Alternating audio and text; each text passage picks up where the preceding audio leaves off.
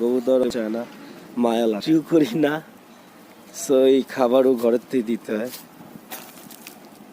তো এগুলি হলো আপনার সিদ্ধ করা ধান, মানে এটা ভাঙ্গালেই চাল হবে খাওয়ার জন্য।